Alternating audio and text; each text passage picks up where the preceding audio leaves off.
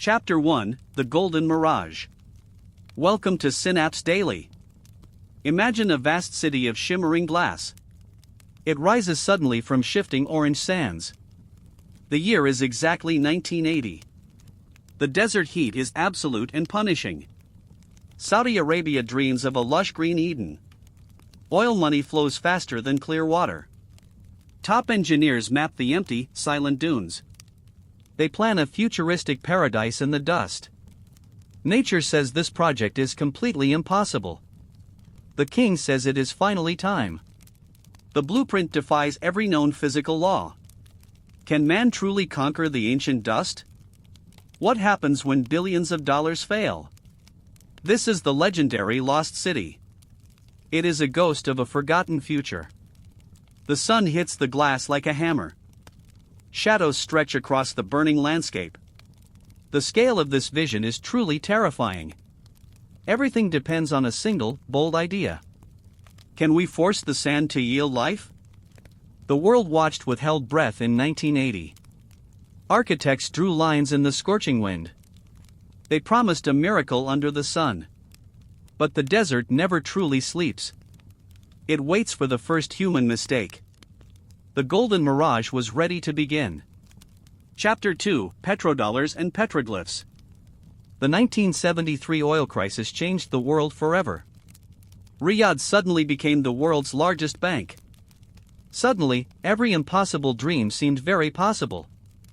Ancient nomadic paths met cold, hard steel. Traditional black tents turned into glowing towers. The kingdom wanted total and absolute independence. National food security was the primary goal. They hated importing every single grain of wheat. Golden wheat became the new Arabian gold.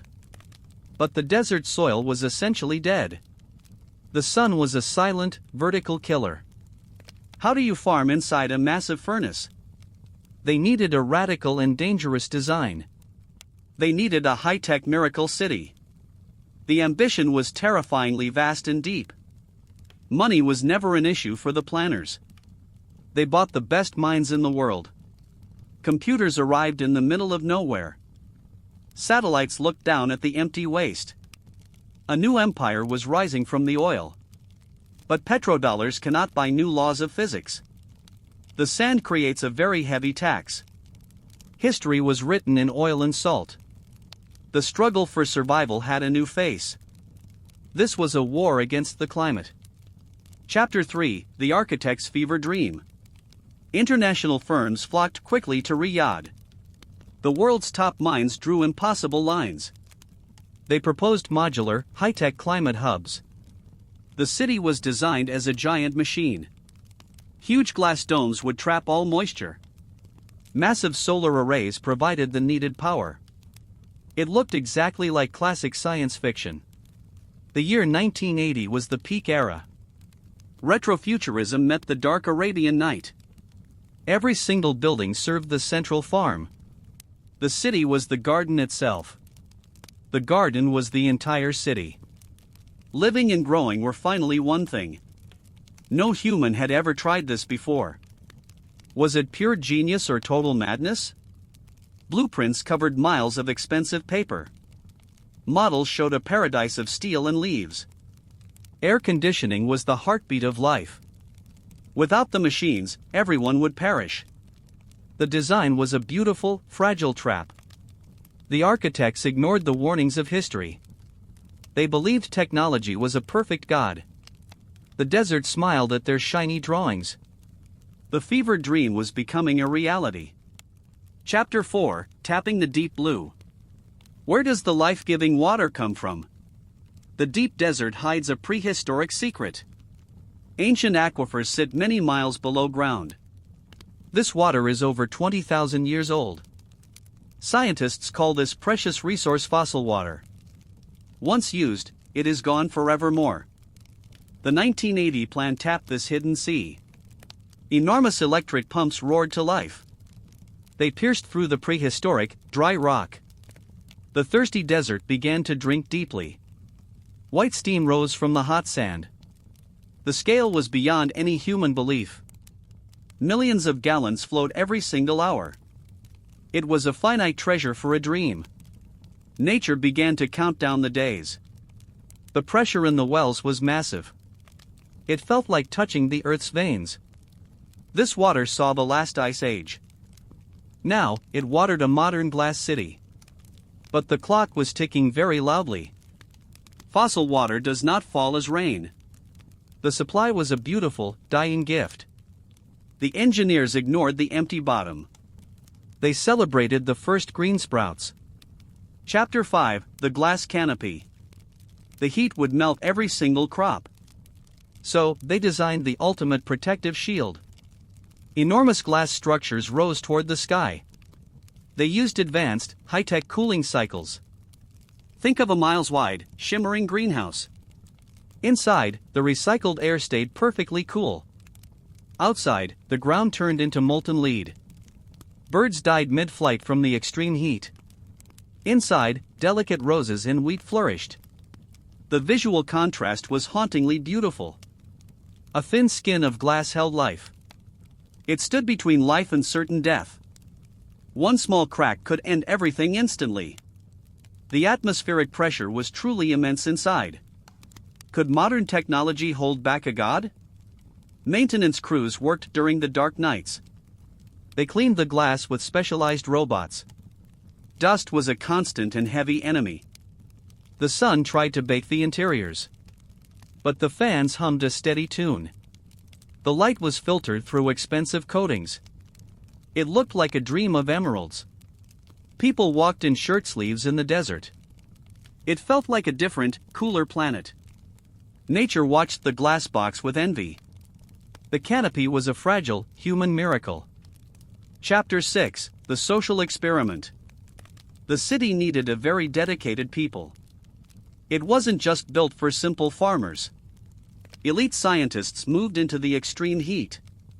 Families lived in high-tech, modular cells. Everything was managed by early IBM computers. In 1980, this was a massive revolution. Early mainframes controlled the artificial light. Sensors tracked every single leaf's thirst. Life was a massive laboratory experiment daily.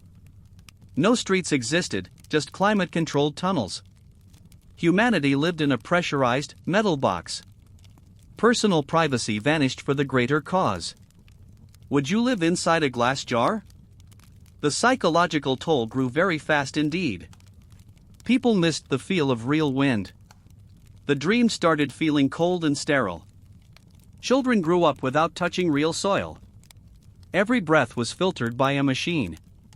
Social hierarchies formed around the water taps. Engineers were the new kings of society. The isolation created a strange, new culture. They spoke a language of technical data. The desert outside was a forbidden zone. They were prisoners of their own paradise. Chapter 7: The Wheat Paradox. The green crops actually began to grow. The brown desert turned a bright neon green. Saudi Arabia exported grain to the world. By 1984, they were global market leaders. But the financial cost was truly staggering. Each single loaf cost a small fortune. The government subsidized every single tiny seed. It was a massive financial black hole. The city swallowed billions of dollars daily. Global oil prices began to fluctuate wildly. The money tap started leaking very fast. Economics is a very cruel, heartless master. Can a dream survive a total bankruptcy? The basic math simply did not add up. The vibrant green was fading very fast. They were growing gold, not just food. The world laughed at the high prices. Local farmers couldn't afford the tech. Only the state kept the pumps moving. It was a show of pure pride. The pride was getting very, very expensive. They fed the world but starved themselves. The paradox was a heavy, golden chain. Chapter 8: The Silent Machinery.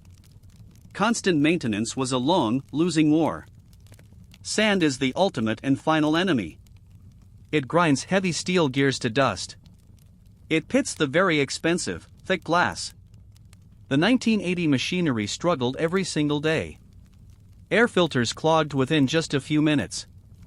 The salt in water corroded every pipe.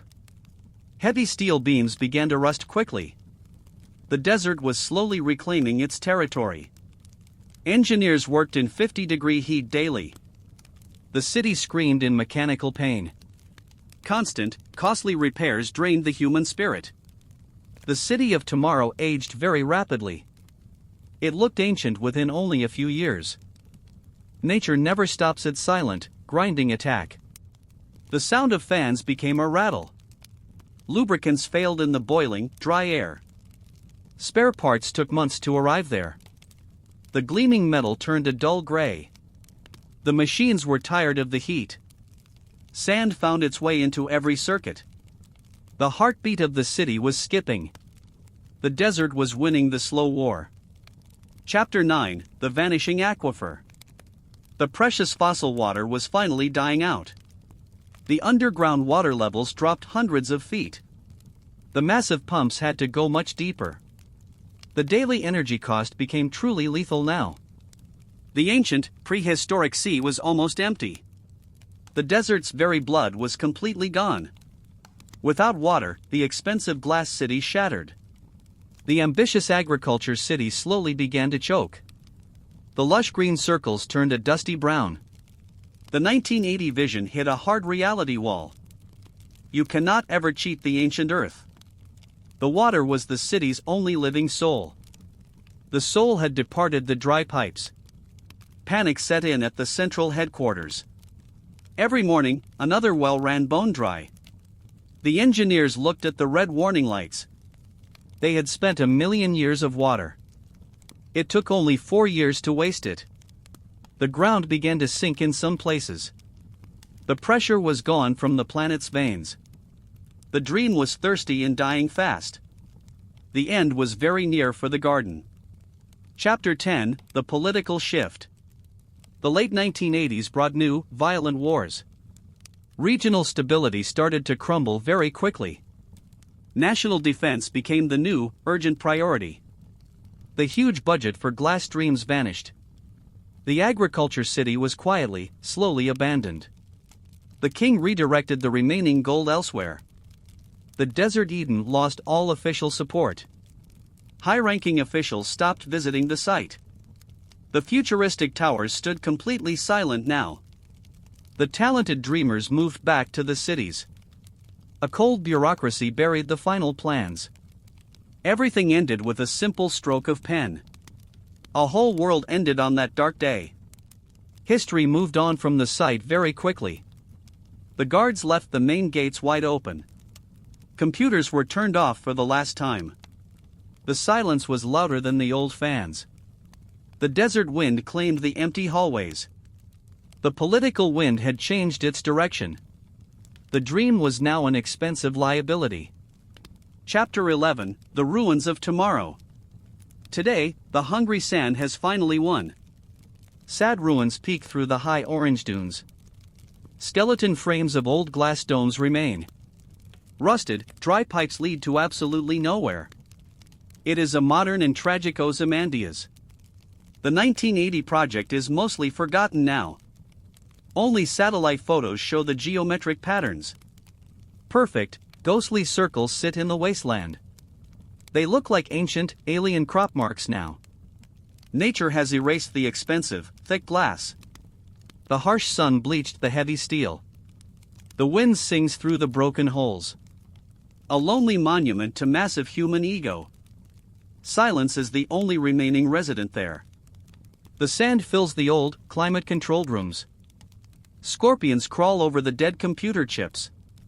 It is a graveyard of a better future. The desert has swallowed the green lie. Only the ghosts of engineers still walk. The machines are buried under the waves. Chapter 12: Lessons from the Dust. Was this project a total, complete failure? Technically, the scientists proved a vital point. You can grow life in a literal hell. But you can never truly sustain it.